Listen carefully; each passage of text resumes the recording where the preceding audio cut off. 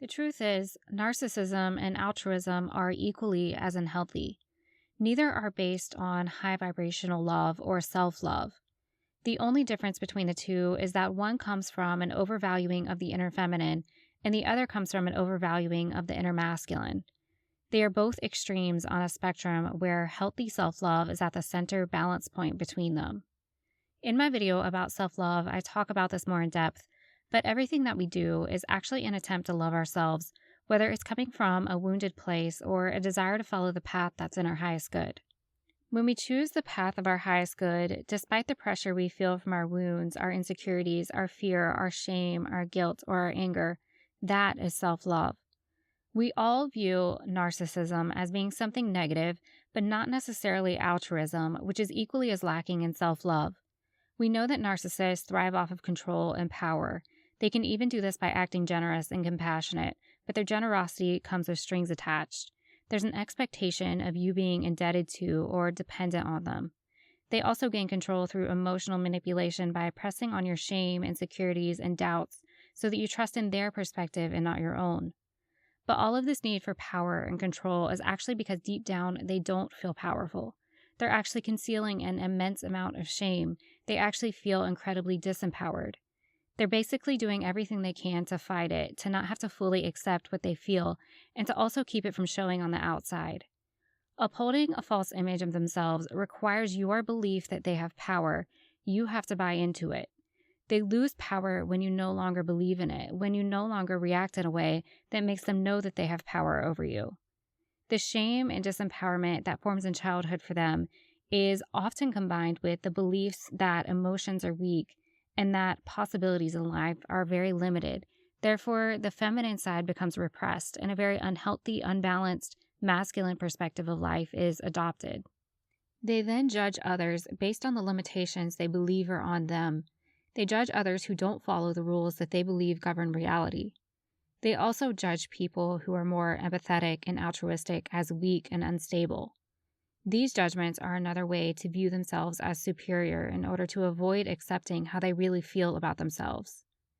Trying to uphold a certain perception of themselves takes up so much of their mental space that they are incapable of being considerate of the feelings of others. Because of this, they will never be able to have a truly fulfilled life with meaningful, loving connections. All of their energy is taken up by attempting to fill their wounds rather than creating a life that is abundant and fulfilling, which is not self-love.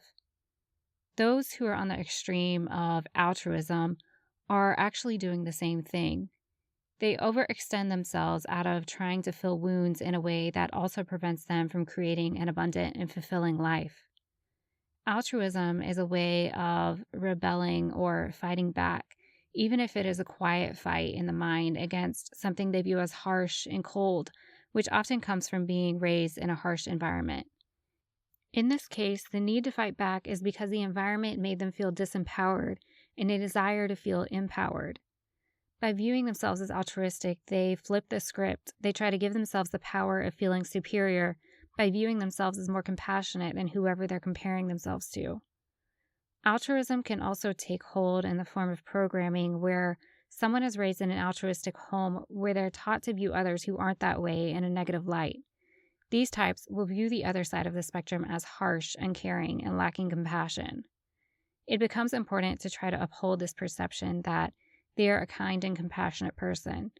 This means that the inner feminine becomes highly valued while the inner masculine is devalued.